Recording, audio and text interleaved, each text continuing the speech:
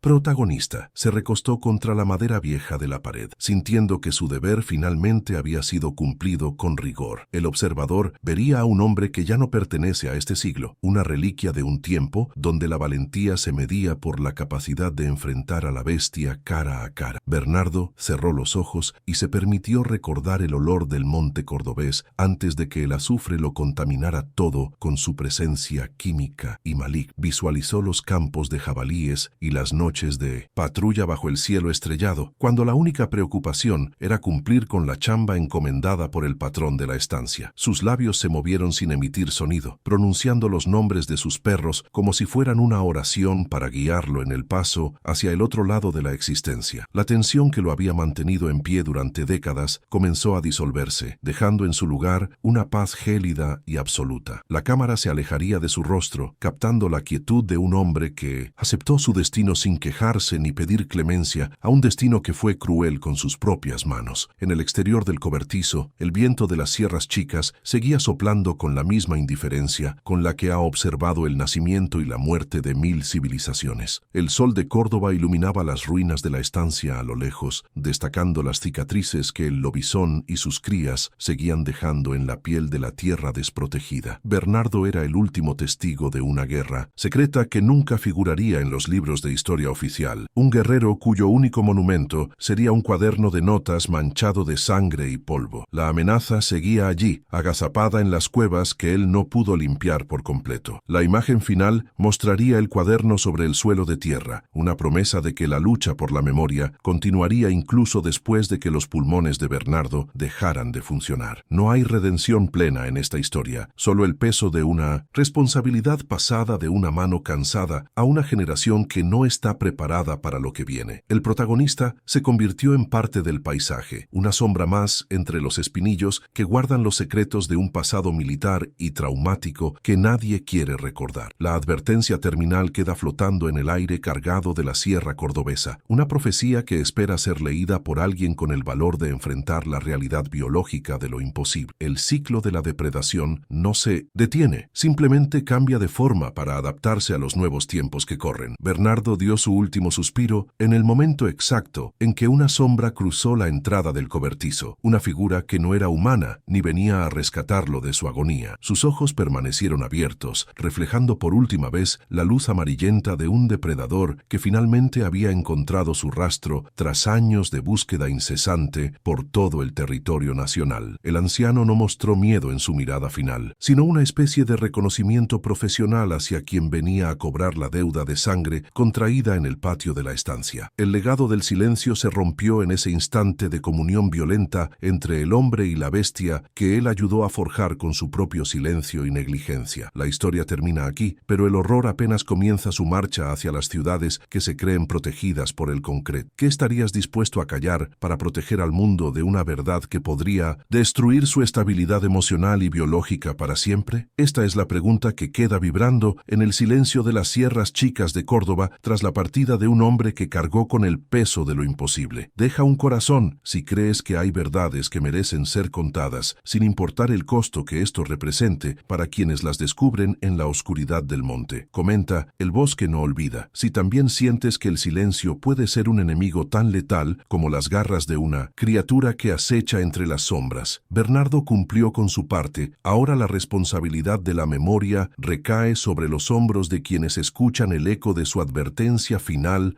y sombría. El protagonista dejó escrito que el lobizón no es el final, sino el inicio de una cadena alimentaria donde el ser humano ha dejado de ser el eslabón superior. La última página de su cuaderno contenía una frase de impacto que funcionaba como una advertencia terminal para cualquiera que se atreviera a buscar la verdad en Córdoba. En un mundo que se empeña en negar lo que no puede comprender, el rastro de sangre en el concreto es la única prueba de la fragilidad evolutiva de la especie humana. Bernardo sabía que las personas no son más que presas en espera de que la noche decida reclamar sus vidas para alimentar a las nuevas crías hambrientas. La profecía se cumplirá cuando la humanidad deje de mirar hacia atrás. El hombre creó al perro, pero el miedo engendró a lo que ahora lo caza. ¿Te gustaría que desarrolle una escena postcréditos sobre el periodista que encuentra el cuaderno de Bernardo?